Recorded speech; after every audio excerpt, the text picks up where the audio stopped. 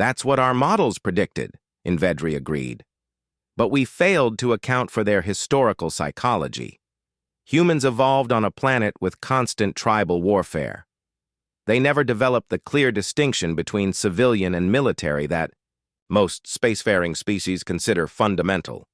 3 months after the Proxima incident, as it came to be known, the Galactic Council ratified the Terran Transparency Accord. In exchange for formal recognition of their territorial claims and reparations from the Athalian Concordat, the Terran Confederation agreed to maintain a public registry of their defensive capabilities.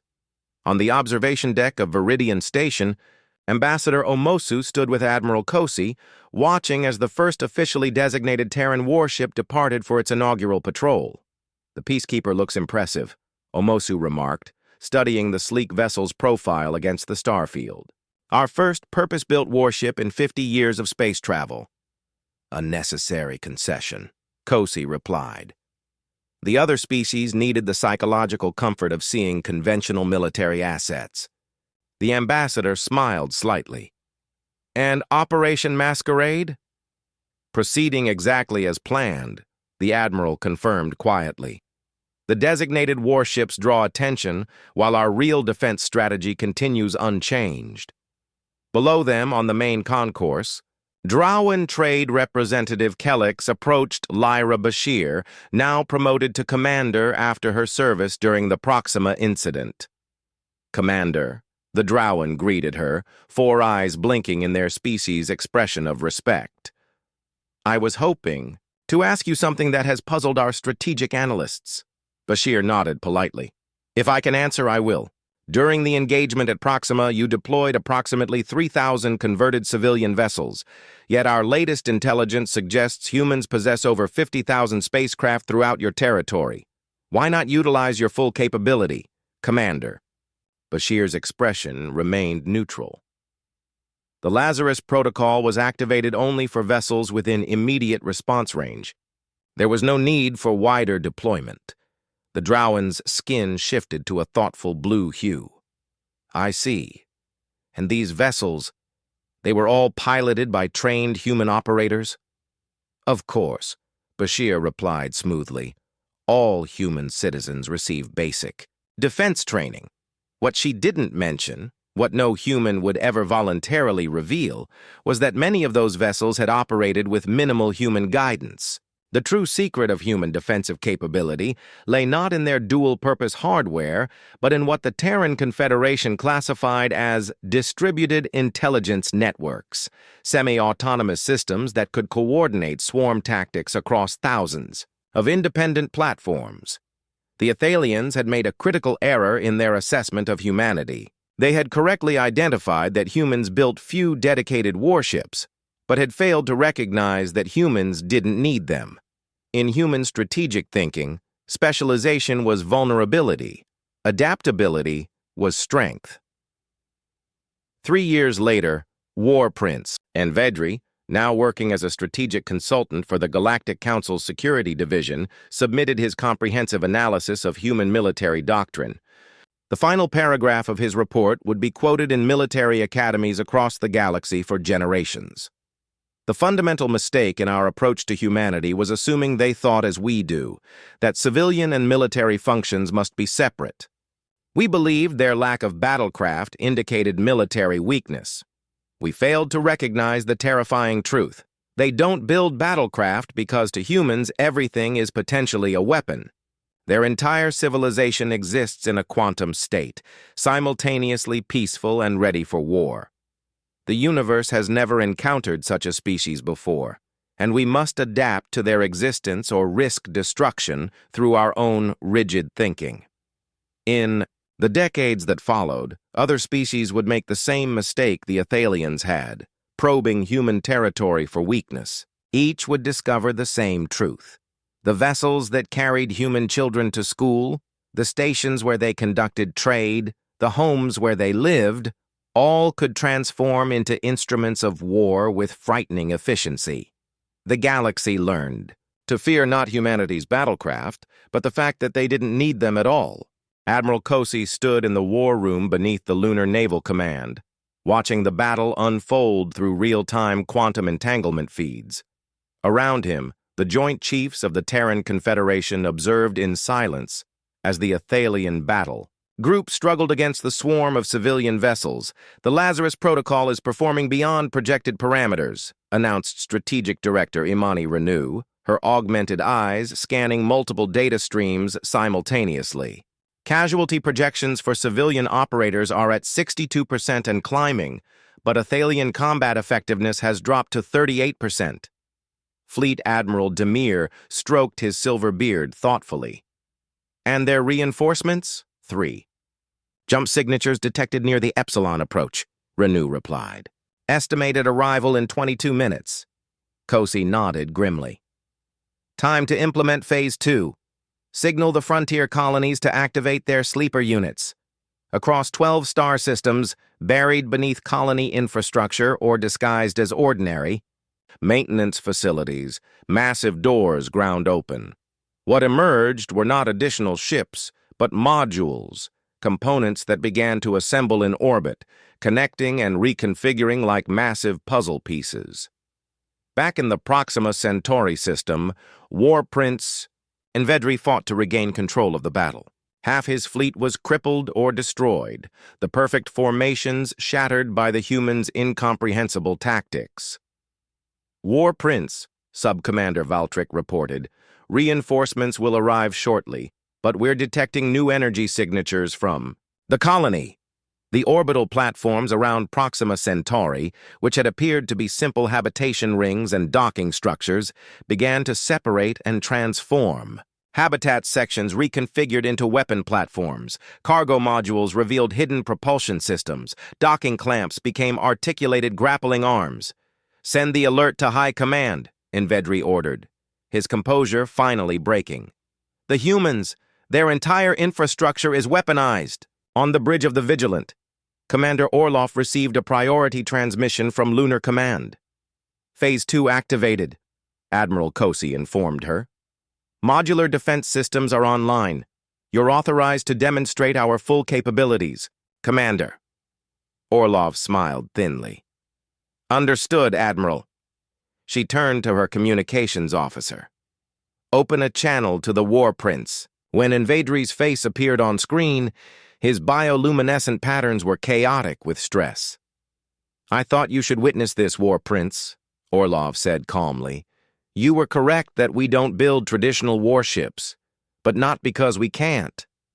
The orbital infrastructure around Proxima Centauri had completed its transformation, revealing a ring of defense platforms with capabilities far beyond what the Athalians had anticipated. But more shocking was what emerged from the colony itself. Massive, ground-based cannons rising from what had appeared to be urban centers and agricultural domes. Every human settlement is designed from the ground up for defense, Orlov explained. Every building, every structure can be repurposed for war within minutes. Our entire civilization is a weapons system waiting to be activated. The Athalian reinforcements arrived precisely on schedule, emerging from hyperspace in perfect formation, directly into the firing range of Proxima's newly revealed planetary defense grid. Your military precision is admirable, Orlov noted as the reinforcements were systematically targeted. But also predictable. Envedri watched in stunned silence as his reinforcements were crippled by weapons concealed within what his intelligence had classified as civilian structures. But why? He finally asked. Why would you build your civilization this way? Because we learned our history lessons well, Orlov replied simply. Before we reached the stars, we nearly destroyed ourselves countless times. We know exactly how fragile civilization can be. Every human building, ship, and colony is designed to fight, because we never again want to be caught unprepared. The news of the battle at Proxima Centauri spread through the galactic community with unprecedented speed. Species that had previously dismissed humans as technological newcomers now reassessed the threat level of the Terran Confederation. In the Grand Assembly Hall of the Galactic Council on Neutral Viridian Station, representatives from 47 spacefaring civilizations gathered in emergency session. The Athalian delegation was notably diminished, represented only by junior envoy Thrill rather than their usual senior diplomatic corps. Ambassador Felix Omosu of Earth stood before the assembly, her dark skin contrasting with the ceremonial white diplomatic uniform of the Confederation. The unprovoked attack on a diplomatic vessel, protected under Section 7 of the Galactic Charter, cannot go unanswered, she stated firmly.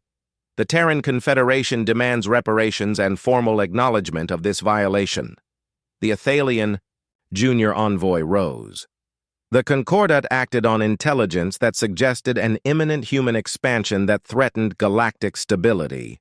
We stand by our assessment that humanity represents an unprecedented danger. The Valyrian representative, a crystalline entity who served as head adjudicator, chimed in with harmonic tones. The evidence presented by the Athalian Concordat fails to justify preemptive military action under charter provisions. However, the human response raises concerning questions about the nature of Terran military doctrine. Ambassador Omosu remained composed. My species entered the galactic community peacefully, seeking cooperation and exchange. We maintained minimal dedicated military presence as a sign of our peaceful intentions.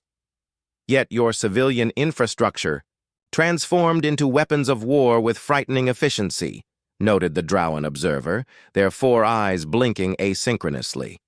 This suggests long-term militarization disguised as civilian development. Not disguised, Omosu corrected. Integrated. There is a critical distinction. She activated a holographic display showing the reconstruction efforts already underway at Proxima Centauri. Damaged modules were being replaced, civilian vessels repaired.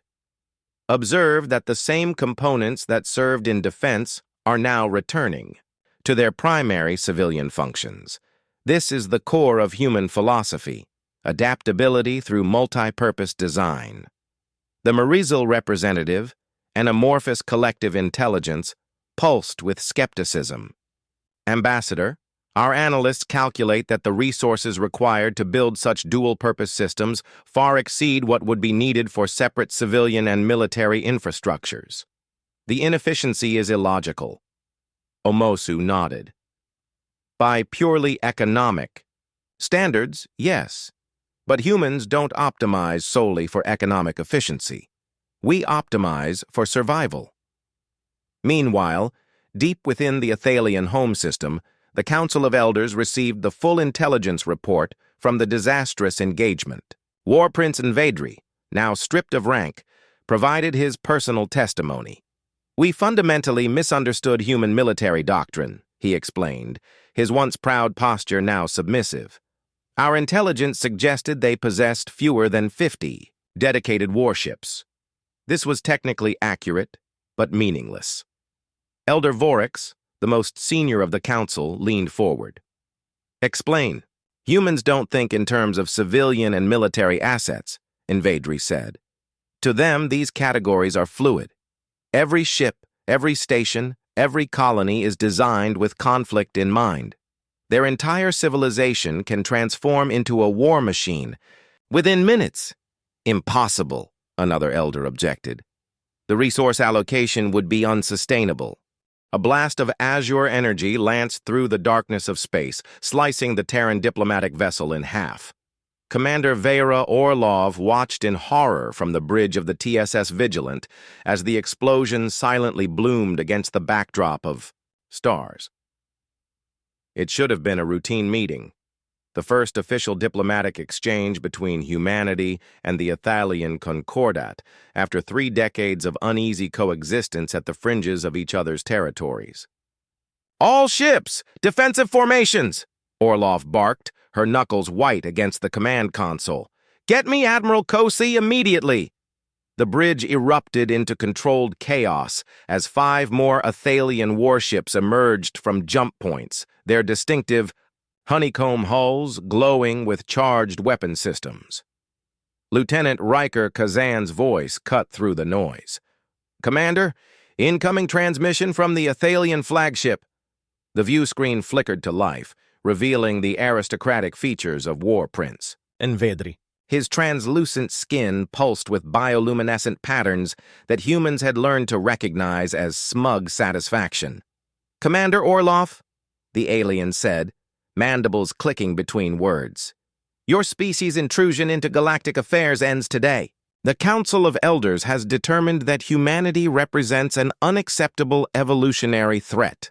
Orloff's face remained impassive. "War Prince, you've just committed an act of war against the Terran Confederation by destroying a diplomatic vessel under formal protection conventions." The alien's inner eyelids blinked dismissively. "Your primitive understandings of galactic protocols are irrelevant. The Concordat has studied your species for decades. You are dangerous, not for your technology, which is laughably primitive, but for your unpredictability. Our predictive models cannot account for human behavior." "Then your models are flawed," Orloff replied coldly. "No, your species is." Envedri's skin flashed with bright patterns. "Our fleet will eradicate your colony worlds one by one, starting with Proxima Centauri. Your home world will watch helplessly as we demonstrate the consequences of evolutionary aberration." The transmission cut off abruptly. Admiral Malik Kosi's hologram materialized moments later. His weathered face was grim. "Commander, I've received your emergency transmission. Defense Protocol Omega is now in effect. Can you delay them?" Orloff glanced at the tactical display. The Vigilant and her 3 escort frigates were hopelessly outgunned. "Negative, Admiral. This is a full battle group. At least 15 capital ships detected so far." Kosi nodded solemnly. "Then implement Protocol Lazarus. Authorization Cozy 7-3 Epsilon." A chill ran down Orloff's spine. "Sir, Lazarus is untested in actual combat conditions. It's no longer theoretical, Commander. You have your orders." The Admiral's expression softened slightly. "The Athalians think they understand humanity. Show them how wrong they are." After the transmission ended, Orloff turned to her crew. "Lieutenant Kazan, prepare for emergency jump to Proxima. Lieutenant Bashir, activate the Lazarus Protocol and transmit the alert to all civilian vessels in the sector." Operations Officer Lyra Bashir looked up from her console, face pale. "Commander, there are over 3,000 registered civilian ships in this sector alone." Orloff's lips curved into a smile that never reached her eyes. "Exactly." As the Vigilant prepared to jump, Orloff watched the Athalian fleet arrange itself into perfect attack formation. Their military precision was renowned throughout the galaxy. Every maneuver calculated, every action predicted by their vaunted tactical algorithms. But they had never fought humans before, and they had fundamentally misunderstood what made humanity dangerous. Proxima Centauri colony glittered against the red dwarf's dim light, home to nearly 6 million humans. The colony's defense grid was robust by human standards, but utterly inadequate against an Athalian battle group. War Prince Envedri observed the colony's orbital installations with detachment as his fleet emerged from hyperspace at precisely calculated coordinates. The humans had managed to establish an impressive settlement in just 70 years since their first interstellar voyage, all the more reason why the Concordat's Council had voted unanimously for their containment. "All vessels in attack formation," Envedri ordered. "Begin targeting sequence for orbital defenses." His second-in-command, Sub-Commander Valtric, approached with a disturbing report. "War Prince, we're detecting unusual movements from the human civilian ships." Envedri dismissed the concern with a flick of his upper appendage. "Irrelevant. They flee to save themselves as any rational species would." "That's just it, Exalted One," Valtric persisted. "They're not fleeing. They're converging." The tactical display updated, showing hundreds of small vessel signatures moving with purpose. Merchant ships, mining barges, passenger liners, all changing course toward the Athalian formation. "Maintain attack trajectory," Envedri commanded. "Their civilian vessels pose no threat to our warships." Commander Orlov's voice suddenly echoed through the Athalian command center as she broke into their secure communications. War Prince in Vedri, I offer you one opportunity to withdraw your forces and account for your actions before the Galactic Council. Envedri's skin flashed with patterns of amusement. Your primitive encryption was trivial to break, Commander. And your threats are hollow. We've analyzed your military capabilities extensively. I'm sure you have, Orlov replied calmly. But there's something you should know about humans, War Prince. The tactical display suddenly erupted with alerts as the civilian vessels accelerated toward the Athalian fleet. We don't build warships, Orlov continued. We never have. The first mining barge slammed into an Athalian cruiser at relativistic speed, its reinforced drilling head punching straight through advanced shields designed to deflect energy weapons. The cruiser's midsection crumpled before secondary explosions tore the vessel apart. War Prince! Valtryek cried in alarm. The human vessels are on suicide trajectories. 3 passenger liners corkscrewed through space, evading point defense. Fire with maneuvers no civilian craft should be capable of performing. Their navigation systems had been overridden, transforming them into guided missiles. You see, Orlov's voice continued dispassionately. When humans went to the stars, we made a choice. We wouldn't build dedicated warships that would just drain resources and sit idle most of the time. A massive cargo hauler split open, releasing thousands of mining drones that swarmed toward the Athalian flagship like angry insects, their industrial cutting lasers burning through hull plating. Instead, we build every vessel with dual purpose. That cruise liner that just destroyed your escort, it has reinforced collision bulkheads and maneuvering thrusters designed for combat. That mining vessel has drilling equipment that can penetrate asteroid nickel-iron cores, or battleship armor. Vedri watched in horror as his perfect formation disintegrated into chaos. All ships, evasive maneuvers, target the incoming vessels. But the civilian ships kept coming. Hundreds of them now, responding to the Lazarus protocol that Commander Orlov had activated. Every human vessel, from the smallest personal shuttle to the largest colony ship, transformed into an instrument of war. And at the helm of each vessel was not a military officer, but ordinary civilians, miners, tourists, traders, who had trained for this possibility since they first left Earth's atmosphere.